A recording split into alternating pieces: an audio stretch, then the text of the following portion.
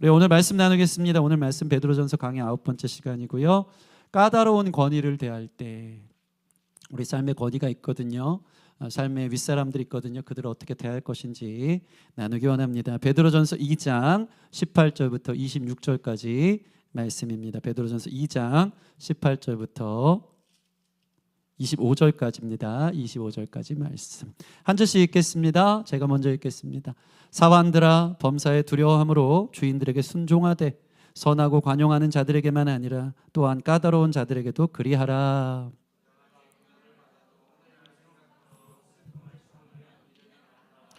죄가 있어 매를 맞고 참으면 무슨 칭찬이 있으리요. 그러나 선을 행함으로 고난을 받고 참으면 이는 하나님 앞에 아름다우니라.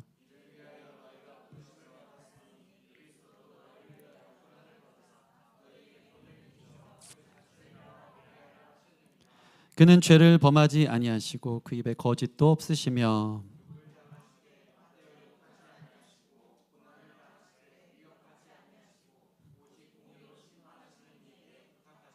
친히 나무에 달려 그 몸으로 우리 죄를 담당하셨으니 이는 우리로 죄에 대하여 죽고 의에 대하여 살게 하려 하심이라. 그가 채찍에 맞음으로 너희는 나음을 얻었나니 너희가 전에는 양과 같이 길을 잃었더니 이제는 너희 영혼의 목자와 감독 되신 이에게 돌아왔느니라.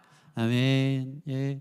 우리 베드로전서 강해를 통해 우리 지난주에 이어서 계속해서 이웃사랑을 향한 실천편, 적용편, 그리스도인은 어떻게 살아가야 되는지에 대해서 나누겠습니다. 지난 시간은 인간의 모든 제도, 위정자들, 정권에 대해서, 국가에 대해서 우리가 어떤 태도가 있어야 되는지 나누었다면, 오늘은 특별히 우리의 주인 된 사람들, 우리 삶에 있어서 상관들, 우리의 권위자들을 어떻게 대해야 되는지 말씀 우리에게 가르쳐주고 있습니다. 우리 18절 말씀 같이 한번 읽어볼까요? 18절 말씀 시작. 사환들아, 범사에 두려워함으로 주인들에게 순종하되 선하고 관용하는 자들에게만 아니라 또한 까다로운 자들에게도 그리하라. 예. 사환들아, 사환이 뭡니까? 하인을 말합니다.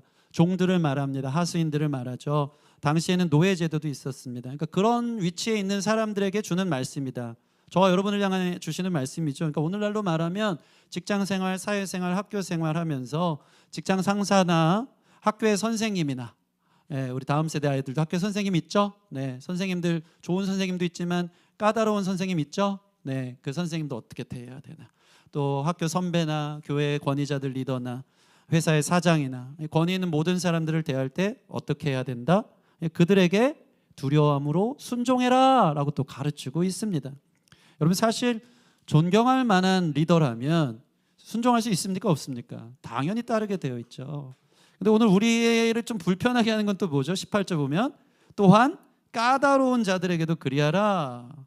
여러분, 말씀은 항상 한 걸음 더 나아가는 것 같습니다.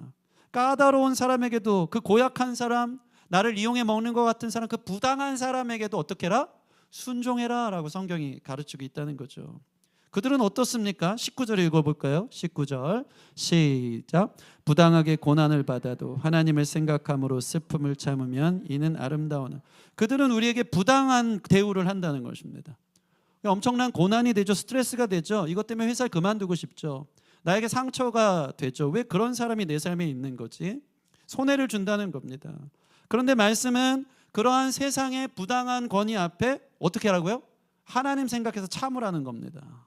옆 사람한테 한번 얘기해 봅시다. 참읍시다. 한 번 더. 하나님 생각합시다. 할 수 있습니까? 그게 아름답다는 겁니다. 우리 신협 형제가 저를 하나님 생각해서 참으라는 겁니다. 예, 목사님 때문에 시험 들 때. 참을 수 있느냐? 참을 수 있느냐? 저희는 이런 말씀 들으면 이 말함과 동시에 참지 못할 것 같은 마음들이 있죠. 주님, 어떻게 그렇게 할 수 있습니까? 제가 적지 않게 피해와 손해를 본 거 주님 아시지 않습니까? 이렇게 부당 대우를 받았는데 굳이 그렇게까지 하는 게 맞습니까? 저는 충분히 옳고 그름을 따질 수 있고요. 저 그럴 능력과 실력이 있습니다. 그들을 향한 공정한 저울을 저는 달아주고 말 거예요. 하겠지만 주님은 뭐라고요? 그게 나에게 영광이 된다. 그게 아름답다라는 것이죠. 여러분, 심지어 오늘 본문은요, 그 삶을 위해 너희가 부름받았다. 그게 너희 삶의 목적이래요. 그게 그리스도인이 사는 이유래요. 믿으십니까? 21절 보면 이를 위하여 너희가 부르심을 받았으니, 그냥 참아야지 하는 게 아니고 참는 게 사명이랍니다. 오히려 그들에게 악을 끼친 그들에게 선을 행하는 것이 사명이라는 것입니다. 여러분, 그리스도의 사명은요, 무엇이 되느냐, 내가 무엇을 하느냐가 아니에요. 내가 커서 어떤 직장에 들어가고 어떤 일을 해야지, 그게 사명이 아닙니다. 내가 어떤 직업, 어떤 학교가, 그 자리가 사명이 아니라, 그 doing이 아니라 존재, 그 being, 내가 누가 되느냐, 어떤 곳에 있든지 누구로 사느냐, 그 태도가 사명인 줄 믿습니다. 따라해 보겠습니다. 태도가 사명입니다. 자리는 언제든지 옮겨질 수 있어요. 우리에게는 언제나 권위자들이 있거든요. 우리의 상관들이 있거든요. 그들 앞에서 사명은요, 끝까지 참는 태도입니다. 그것이 우리에게 주신 사명이다. 그들에게 선을 행하는 것이 그 존재적 사명이다 라고 이야기하는 것입니다. 오늘 이 말씀을 우리를 초청하실 때 성령님의 이 설득 속에서 그것이 정말 아름답고 매력적인 그리스도인의 부르심이라는 것을 같이 생각하고, 또 그렇게 그 앞에 삶으로 하나님의 말씀에 순종하기로 결단할 수 있는 저와 여러분 되기를 주님의 이름으로 축원합니다. 자, 먼저 우리에게 사회생활을 하면서 성경에 우리에게 짚고 넘어가는 것은 당신이 지금 왜 그 고난을 받는가에 대한 최소한의 질문을 던져주고 있습니다. 그 고난의 이유에 대한 객관적인 자기 진단을 하라는 것이죠. 그런데 그게 사실은 자신의 죄 때문에 당하는 고난이라면 그것은 하나님의 칭찬과 거리가 멀다라고 우리에게 이야기해주고 있습니다. 우리 20절 같이 읽겠습니다. 20절 시작. 죄가 있어 매를 맞고 참으면 무슨 칭찬이 있으리요. 그러나 선을 행함으로 고난을 받고 참으면 이는 하나님 앞에 아름다우니라. 아멘. 여러분 한번 생각해 보세요. 자기 잘못 때문에 상관에게 지적당하고 고난당한다면 여러분, 그것은 우리가 고쳐야 되는 부분입니다. 덕은커녕 오히려 불명예를 가져올 수 있다는 것이죠. 그리스도인으로 사회생활을 하면서 자기 잘못에 때문에 당하는 고난은 아닌지 우리는 먼저 자기를 돌아봐야 한다고 성경은 우리에게 권면하고 있습니다. 우리는 사실 자기 객관화가 안 되죠. 내 피해, 내 손해만 크게 생각합니다. 거기에만 관심 있고, 그런데 알고 보면 그 안에 자기 잘못이 없지 않더라. 성경은 먼저 자기를 보라고 우리에게 가르쳐주고 있습니다. 내가 사실 잘못이 있어서 문제가 커진 거고, 내가 잘못이 있어서 일이 커지고 덕이 안 된 거고, 그런 고난으로 불만은 최소한 없어야 된다라고 성경은 말해주고 있습니다. 여러분, 그리스도인이라면요, 하나님의 부르심을 받은 것에 있어서 최소한도 이 요즘 신조어인데요, 사회 프로 불편러들로 부름받은 사람은 아무도 없는 줄 믿습니다. 사회 프로 불편러들이 뭔지 아십니까? 식견은 짧고 신념은 갈팡질팡하면서 뭔가 건수나 사건만 터졌다 하면 이것저것 쓸데없이 트집 잡기에 혈안된 사람들을 비꼬는 신조어다. 늘 자기 입장에서 매사에 예민하고 별것도 아닌 일에 부정적 여론을 형성하면서 자기 생각만 하는 사람들, 그렇게 사회에 덕을 끼치지 못하고 내가 불이익당했다고 하면서 아무런 하나님의 영광을 드러내지 못하는 이런 사람들, 프로 불편러다. 여러분들이 사회에서 이런 사람은 아닌가, 트집 잡히는 사람 되지 않기를 바랍니다. 성숙하시기 바랍니다.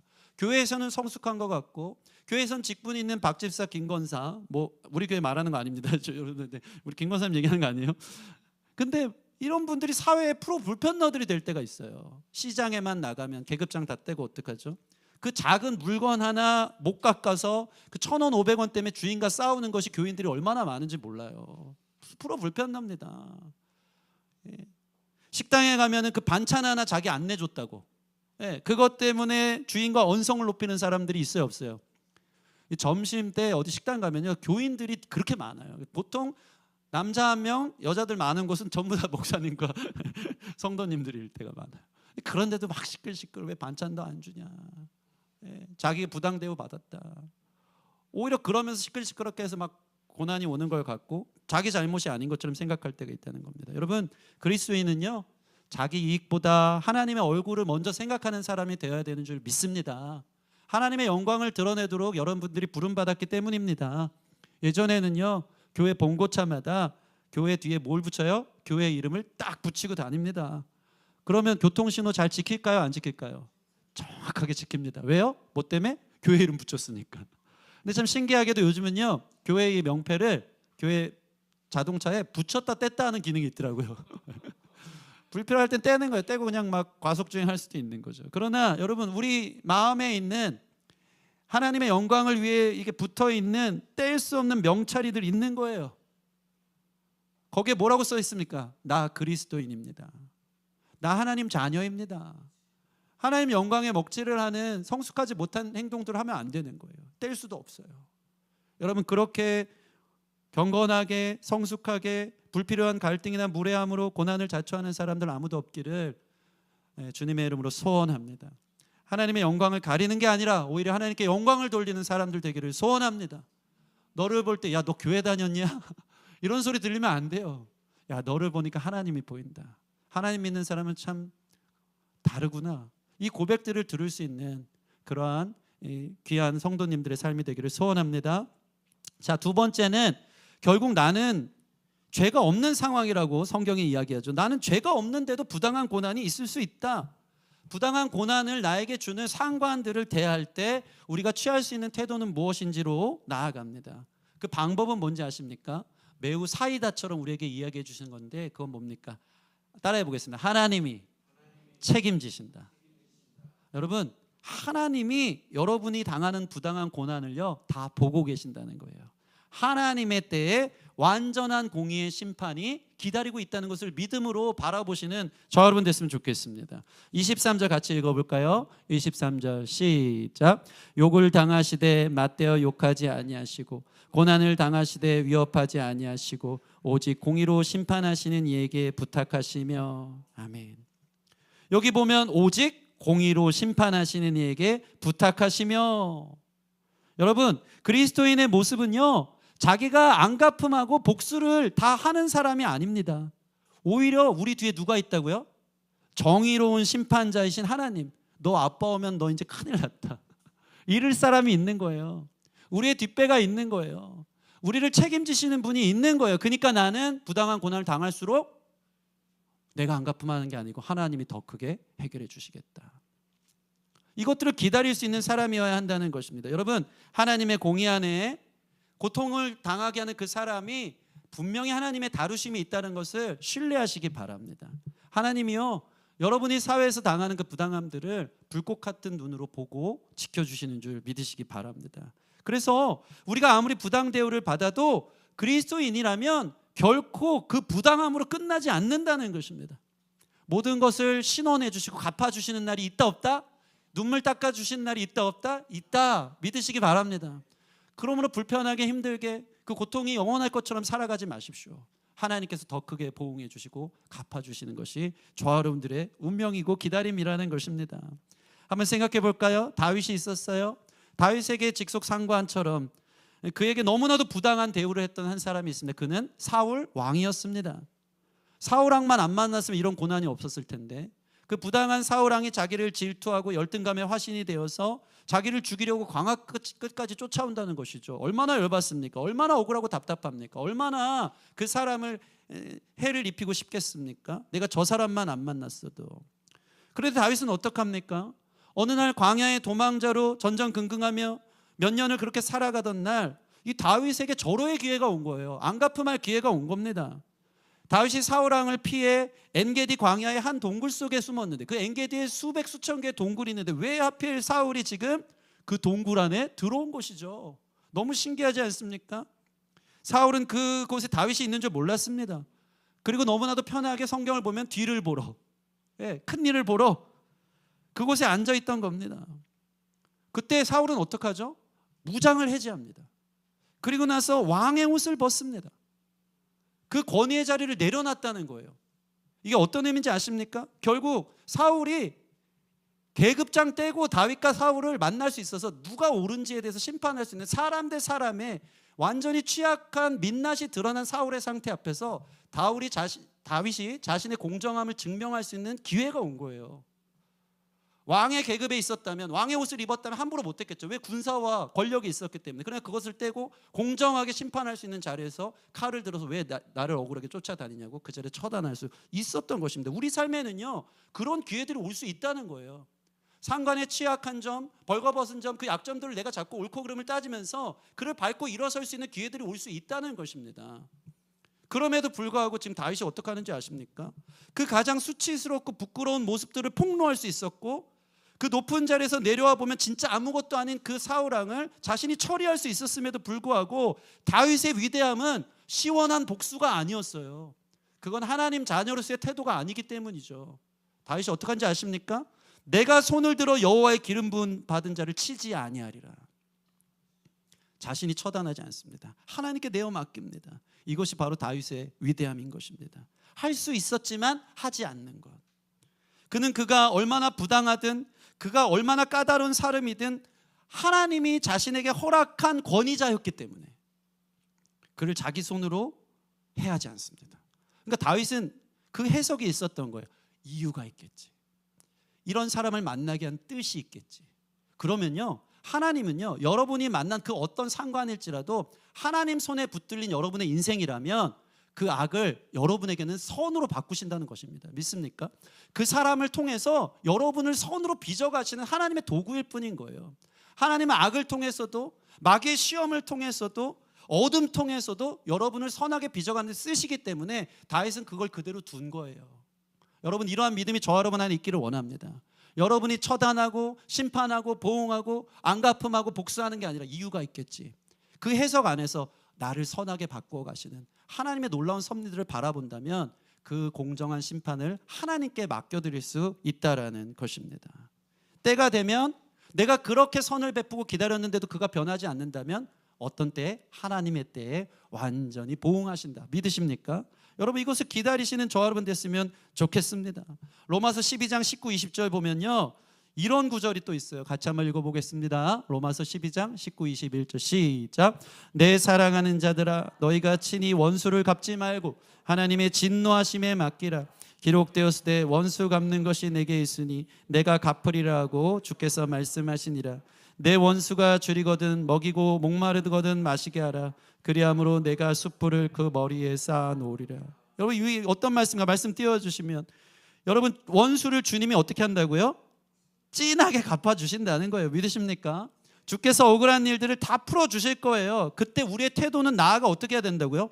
원수가 줄이고 목마를 때 심지어 꼴 좋다, 잘 됐다, 하나님이 너를 드디어 처단하시는구나, 그게 아니고 어떻게 해요? 그에게 물을 주고 그를 대접하고 오히려 선대하라라고 말하고 있습니다.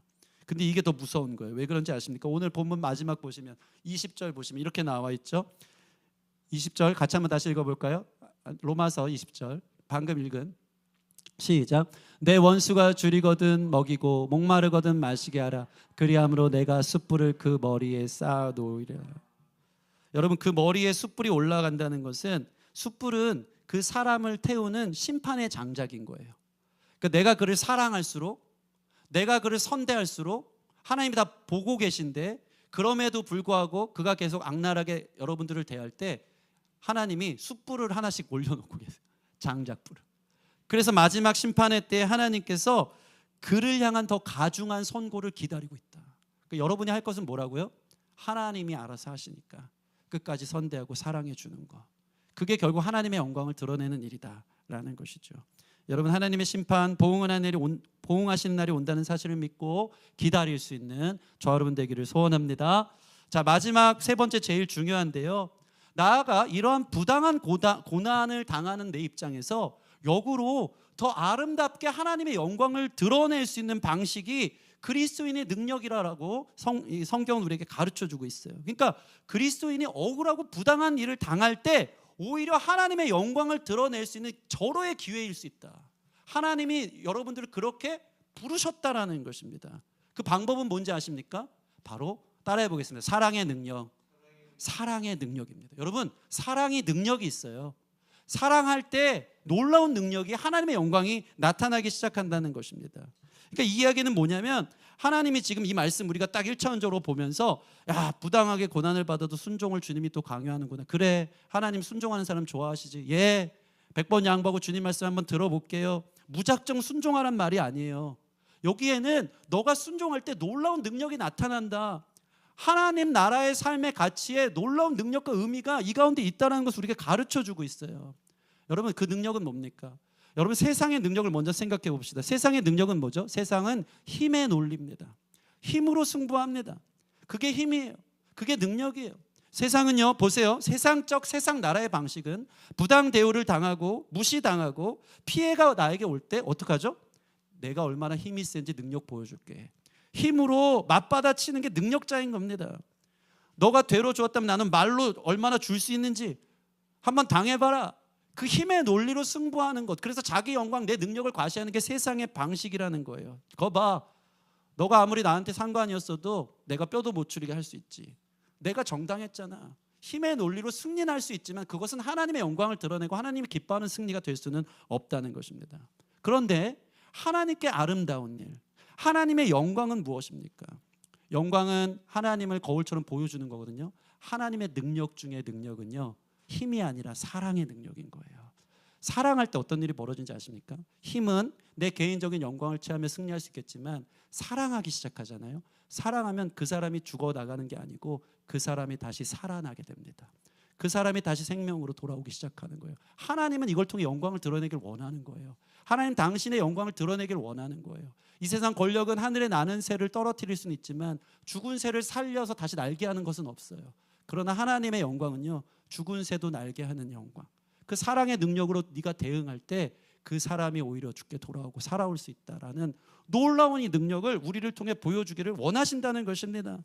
세상은 힘과 힘으로 싸우는 것이지만 하나님 나라는 내가 사랑함으로, 그런 나를 내가 다 안아주고 끌어안음으로 이 악순환을 끊어내기를 원하시는 것이 주님이 우리에게 요구하는 방식이라는 것입니다. 그래서 힘과 사랑의 능력의 차이는, 힘은 강제력이라면 사랑은 감화력이에요. 힘으로는 강제로 제압할 수 있죠. 그러나 마음은 변하지 않을 거예요. 너가 힘으로 다가와? 더 안 갚으면야지. 결코 변화되지 않습니다. 그런데 사랑은요, 강제가 아닌 감화예요. 내가 이렇게 힘으로 다가가는데 그 사람이 나를 사랑으로 받아줘? 아무런 미동도 없어? 오래 참고 기다려? 그러면 자신의 양심이 더 가책을 느끼는 거예요. 더 이상 싸울 게 없어지는 거예요. 그러면서 그 마음이 변화되는 거예요. 그것이 바로 그리스도인들이 할 수 있는 놀라운 사랑의 능력이라는 것입니다. 그러면 힘으로 이긴다면 내 삶의 속은 시원할지 모르지만 그것은 우리 삶의 하나님의 부르심이 아니라는 사실을 기억하고, 상관들이 나를 부당하게 대할 때 끝까지 십자가의 능력으로, 사랑의 능력으로 기다리고 선을 행하고 사랑할 수 있는 저와 여러분들 되기를 소원합니다. 여러분, 이것을 우리가 어떻게 할 수 있겠습니까? 오늘 그 본이 되신 예수님을 베드로는 우리에게 가르쳐주고 있죠. 우리 21절 말씀 같이 한번 읽어보겠습니다. 21절 시작. 이를 위하여 너희가 부르심을 받았으니 그리스도도 너희를 위하여 고난을 받으사 너희에게 본을 끼쳐 그 자취를 따라오게 하려느니라. 아멘. 나는 어떻게 해야 되죠? 그럼 이 상황에서 어떻게 해야 되죠? 여러분, 예수님을 묵상하십시오. 예수님이 본이 되셔서 이미 그 길을 걸어가셨고 그 자취를 따라오면 된다라고 우리에게 가르쳐 주셨어요. 그 예수님 걸어가신 자취는 무엇입니까? 22절 보니까 그는 죄를 지은 일이 없어요. 그 입에 거짓도 없어요. 부당한 고난을 당할 만한 어떠한 일도 없었던 겁니다. 그럼에도 불구하고 당시에 있었던 권위 앞에, 그 부당한 권위 앞에 어떡하죠? 1절 순종합니다. 1절 따라갑니다. 여러분, 대제사장들과 종교 지도자들의 부당한 재판에 예수님이 힘의 논리로 승부하셨습니까? 아니요.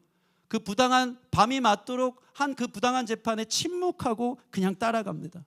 본디오 빌라도의 사형 선고 앞에 자신의 권세를 사용하지 않습니다. 로마의 군인들의 조롱과 핍박 앞에 대응하지 않으시고 끝까지 선을 베푸십니다. 예수님은 사랑으로 그들을 대한 거예요. 23절 보니까 욕을 당했지만 맞대어 욕하지 않으시고, 우리는 어떻게 해요? 이런 설교를 들어도 내가 욕 한번 먹잖아요. 그럼 그 사람에게 더 심한 욕을 퍼볼 준비가 되어져 있죠. 근데 예수님은 욕을 당했지만 맞대어 욕하지 않고요, 고난을 당하시지만 그들을 위협하지 않고요, 도살장에 끌려가는 어린 양처럼 침묵하며 하나님께 맡겨드리며 나무에 달려 그 모든 몸으로 그들의 모든 죄를 담당하시자 어떤 일이 벌어졌습니까?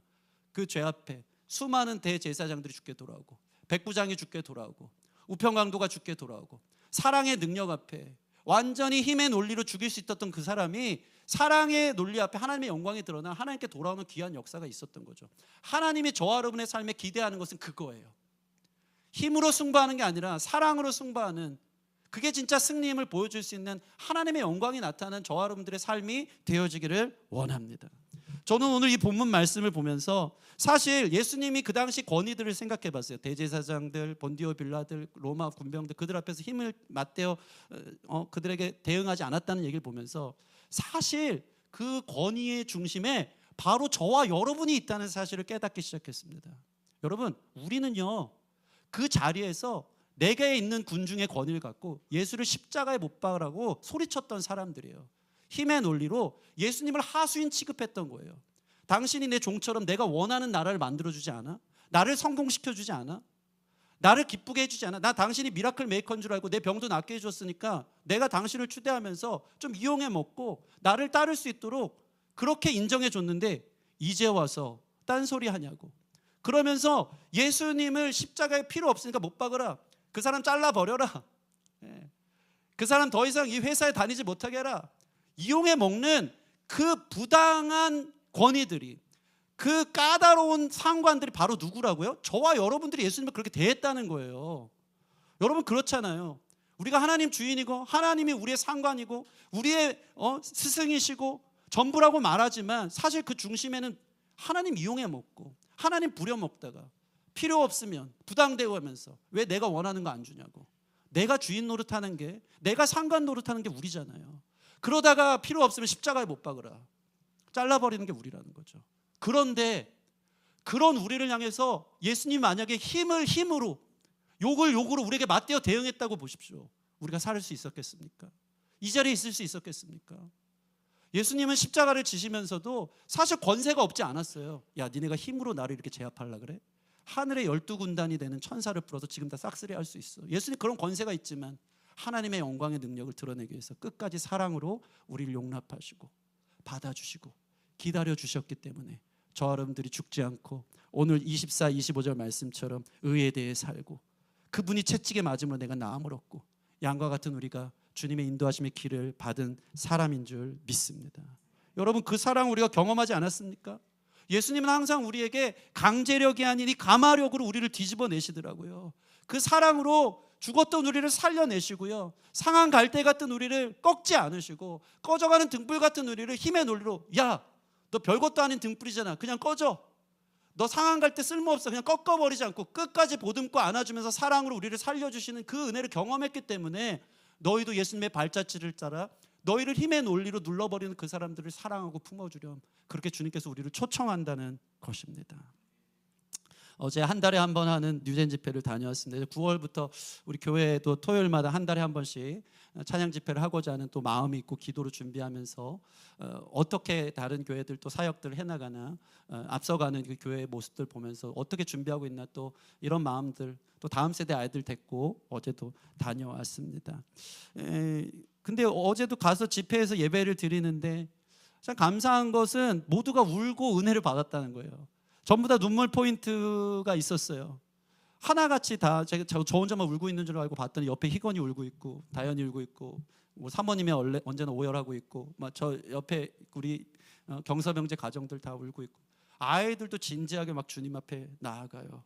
그 눈물 포인트가 뭔지 아십니까? 그럼에도 불구하고 한없는 사랑이라는 거죠. 여러분 어제 말씀의 내용이 너는 베노니가 아니고 베냐민이다 라고 하는 말씀이었어요.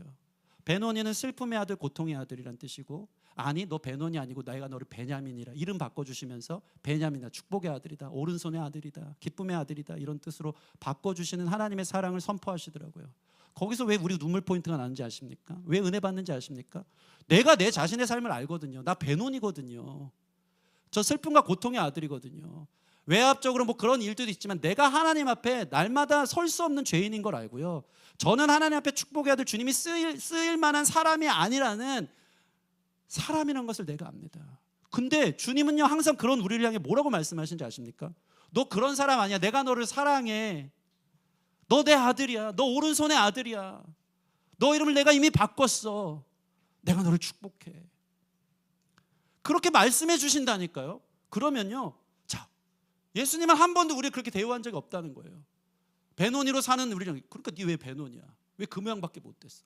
아니요, 예수님은 아니야, 너 베냐민이야. 여러분, 예수님이 저와 여러분에게 이러한 사랑으로 다가온 분인 줄 믿습니다.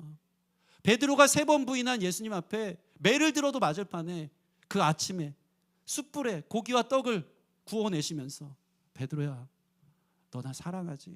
거기에서 감화가 일어나는 거예요. 거기에서 양심의 가책과 회개가 시키지 않아도 일어나기 시작하는 거예요. 가늠하다 잡힌 여인을 향해서 수많은 사람이 돌을 들고 있어요. 힘의 논리로 너는 죄 지었으니까 돌 맞아 죽어야 돼. 누구나 정죄하려고 돌을 들었지만 예수님 어떡합니까? 정죄의 힘이, 정죄의 능력이 있었던 그분께서 나도 너를 정죄하지 않노라, 또 품어주고 사랑하는 거예요. 거기서 저와 여러분들이 이 자리에 있고 살아날 수 있었던 것을 기억하시기 바랍니다. 그런데 왜 우리는 우리 앞에 있는 부당한 권위를 향해, 여러분들이 그런 사람을 사랑함으로 내가 살았음에도 불구하고 그 부당한 권위 앞에 내 힘의 논리로 내 실력 한번 보여줄게요. 어디 내 앞에서 까불어.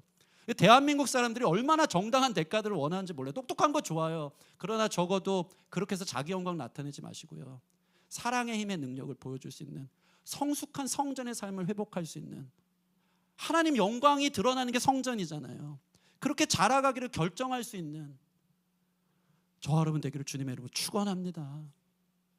어제 정관웅 목사님이 이 말씀으로 예배의 문을 열더라고요. 말씀 마치면서 이 말씀만큼 나누기를 원하는데, 역대하 5장 15절 말씀입니다. 역대하 5장 13절 말씀 앞에 있어요. 같이 읽겠습니다. 시작.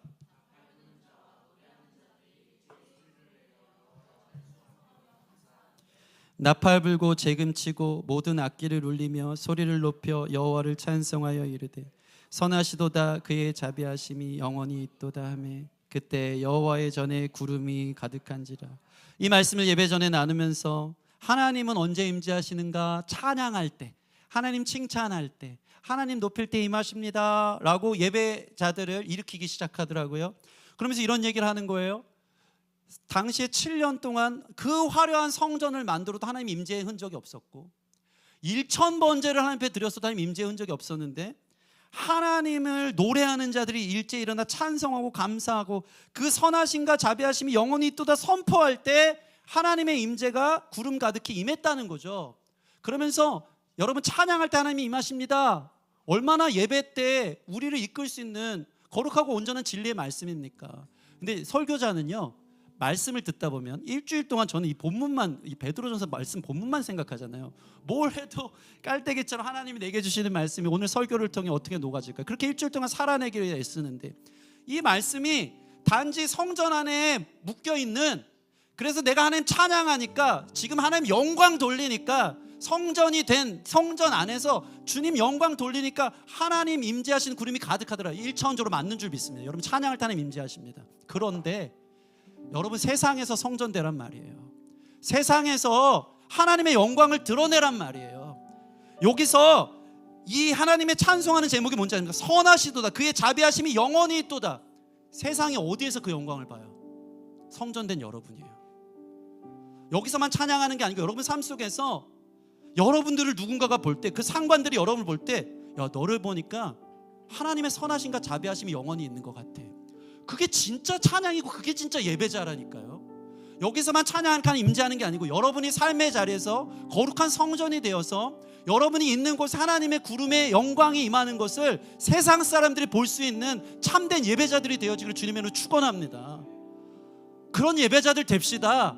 하나님 영광 가리는 게 아니라, 야, 이렇게 세상 방식으로 힘의 논리로 너를 이렇게 가압하는데도, 고압적으로 나가는데도 넌 끝까지 기다린다고, 끝까지 참는다고, 끝까지 날 존중하고 인정한다고. 너를 보니까 하나님이 살아계신 것 같아. 너를 보니까 하나님이 진짜 역사하시는 것 같아. 그 하나님의 영광이 드러난 성전은 바로 여러분인 거예요. 그렇게 할 수 있겠어요? 그렇게 손해볼 수 있겠어요? 그렇게 용서할 수 있겠어요? 그렇게 희생할 수 있겠어요? 할 수 있습니다. 하나님이 갚아주신대요. 그리고 하나님이 정말 기뻐하는 것은 그럼에도 불구하고 그들을 사랑하라는 거예요.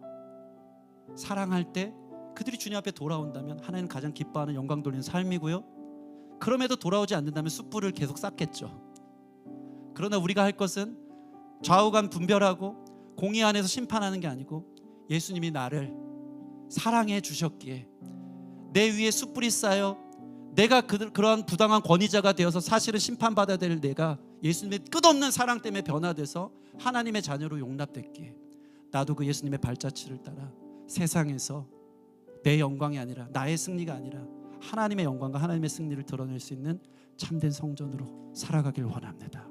그렇게 승리할 수 있는, 믿음으로 승리할 수 있는 저와 여러분 되기를 주님의 이름으로 축원합니다.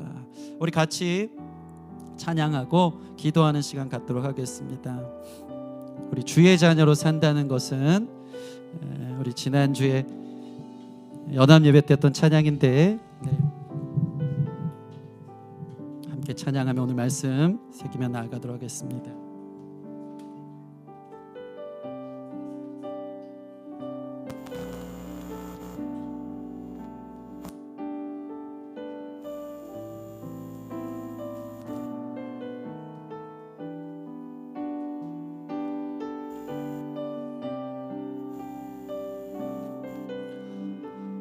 함께 찬양하겠습니다. 기타 뮤트 해주세요.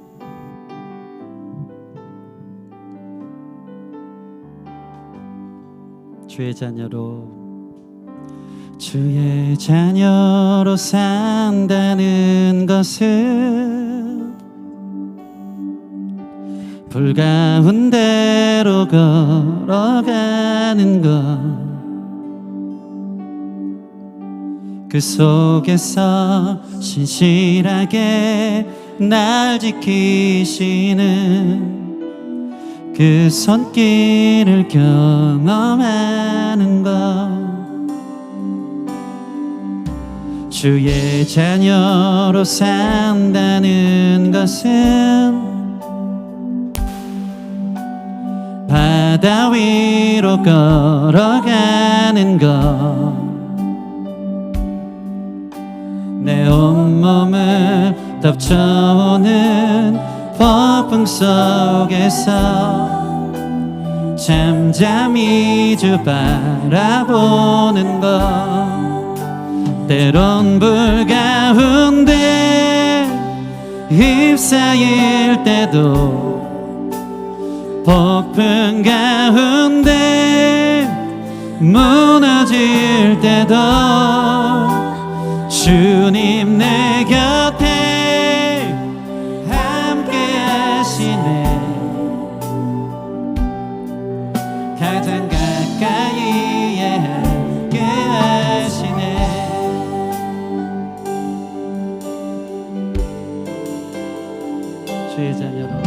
주의 자녀로 산다는 것은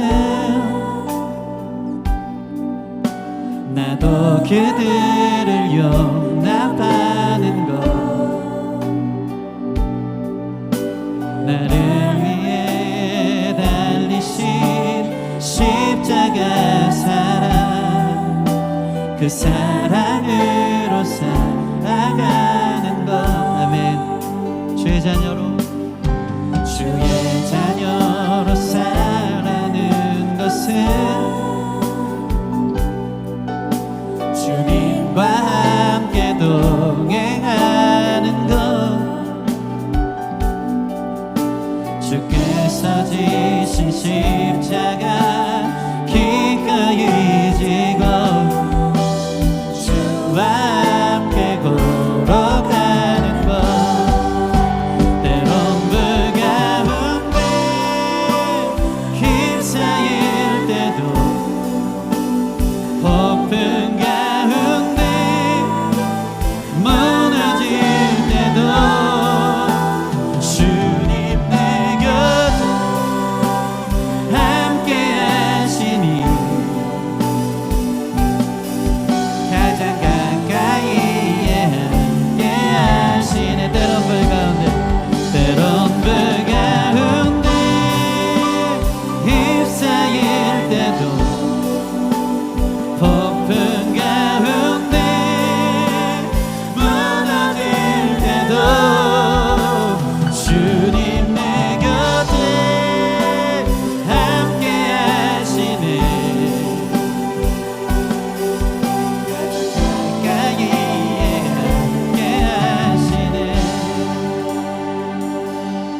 세상 사람들에게 하나님의 영광을 드러내고 세상 사람들의 마음을 녹이는 방법은 그들이 싸움을 준비했는데 사랑을 만나게 할 때입니다. 심판을 예상했는데 은혜를 만나게 하고, 정죄를 예상했는데 용서를 만나고, 버림을 예상했는데 용납을 만날 때입니다. 저와 여러분들이 그렇게 주님 만난 줄 믿습니다. 부당한 상관같이 예수님을 쥐락펴락하며 이렇게 저렇게 움직이려 했다 그러지 않으면 언제든지 십자가에 내몰았던 부당한 대우를 했던 우리 자신을 주님께서 끝까지 용납하시고 인도하시고 용서하시고 사랑으로 품어주셔서 우리가 주님의 자녀가 된 줄 믿습니다. 하나님, 저도 우리의 삶에 있어서 그런 예수님의 발자취를 따라갈 수 있게 하여 주십시오. 그 사랑을 내가 받았는데 그 사랑을 내가 실천하고 흘려주지 못했음을 회개하고 주님의 마음 부어주시고 그 사랑의 마음 부어주셔서 나도 그들을 용납하고 은혜를 끼치고 용서하고 사랑해 줄 수 있는 그러한 나의 삶이 참된 성전으로 하나님의 영광을 드러내는 그 사랑의 능력을 드러내는 삶이 되게 해주십시오. 우리 같이 기도하며 나아가도록 하겠습니다. 함께 기도하시겠습니다. 아버지, 도와주세요. 이 말씀이 우리를 울리고 우리 삶의 태도를 정하고 사명으로 부름받은 것임을 기억하며 지켜나가기를 원합니다. 그리스도인들은 희생하는 것이고 인내하는 것이고 기다리는 것이고 사랑하는 것이라 되었습니다. 하나님은 힘이 있습니다. 주님께서 갚으신 것을 기다리며 주님의 공의에 맡겨드리며 나에게 허락된 그 사람을 그리스도의 능력으로 이 세상의 힘의 논리가 아닌 사랑의 능력으로 감화력으로 그들을 변화시켜 갈 수 있는 예수님의 사랑을 받은 우리의 삶이 될 수 있도록 그 자취를 따라간 우리의 삶이 될 수 있도록 결정하게 하여 주시옵소서. 부당함 앞에 욕을 당하는 앞에 사실 우리의 내적인 심령들은 요동치면서 더불어 안갚음을 하고 싶고 아버지의 더 나의 능력을 보여주고 싶을 때가 많지만 주님께서 그것이 덕이 되지 않는다, 아름답지 못하다 말씀하심에 더 큰 주님의 가치 하나님 나라의 영광을 가지고 승리할 수 있는 우리 믿음의 사람들 될 수 있도록 주님 축복하시고 인도하여 주시옵소서. 예수님, 우리는 그 사랑을 받았습니다. 예수님, 우리가 주님을 부당하게 되었을 때도 주님은 우리를 끝까지 사랑하셨습니다. 괜찮다고 품어주셨습니다. 당신의 힘으로 권력으로 우리를 꺾지 않으시고 수용하고 받아주시고 하나님 자녀 삼아 주셨습니다. 그 사랑 우리가 받았기에 오늘 주신 말씀을 다시 한번 믿음으로 살아내려고 합니다. 주님, 믿음 더하여 주시옵소서. 사랑하는 마음 부어 주시옵소서. 상대를 향해서 욕을 맞대어 욕하지 않고 힘에 맞대어 힘으로 승부하지 않고 사랑의 능력으로 기다리며 선을 행하며 예수님처럼 발자취를 따라가기로 결정하는 우리 모든 성도들 되어지기를 소원합니다. 쉽지 않습니다. 당장에 부당한 것 우리는 참지 못합니다. 그러나 그것이 더 귀한 가치가 있다. 하나님의 영광을 드러내기 너희는 부름받았다. 그 사랑으로 너가 살았기에 너도 그 사랑을 보여주는 통로가 되어라 말씀하실 때에 하나님 기다리고 사랑하게 하여 주시옵시고, 그럼에도 불구하고 수많은 부당함 속에서 하나님 다 지켜보시며 공의하는 심판하신 날이 올 줄 믿사오니 더 이상 어떠한 완전한 주님의 진리의 방법이 있겠습니까? 그 주님 앞에 우리의 삶을 드리며 믿음으로 승리할 수 있는 우리 모든 성도들이 될 수 있도록 축복하여 주시옵소서. 감사히 예수님 이름으로 기도합니다. 아멘, 아멘. 우리 함께 영광의 박수 올려드리겠습니다.